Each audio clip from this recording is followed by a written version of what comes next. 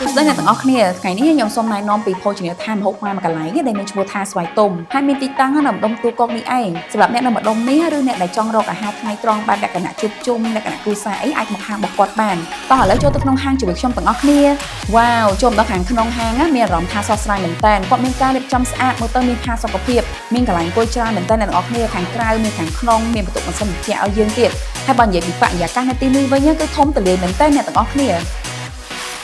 ចំណែកមហូបវិញសសងតែជាមហូបខ្មែរហើយភោជនីយដ្ឋានស្វាយតូមម៉ាគាត់មិនមែនមានតែមហូបប៉ុណ្ណឹងទេណាគឺគាត់មានមហូបខ្មែរជាច្រើនជម្រើសទៀតរសជាតិបែបខ្មែរហើយឆ្ងាញ់សាញ់សឹងតែគ្រប់មុខតែម្ដងហើយម្ចាស់ហាងគាត់មានការយកចិត្តទុកដាក់រៀបចំតុបតែងមើលទៅទំនងគួរឲ្យចង់ញ៉ាំមែនទែនបើអ្នកទាំងអស់គ្នាចូលចិត្តមហូបខ្មែរអាចមកសាក់នៅទីនេះបានណាព្រោះគាត់មានការប្រើប្រាស់សុទ្ធតែផលិតផលរបស់ខ្មែរយើងតែម្ដង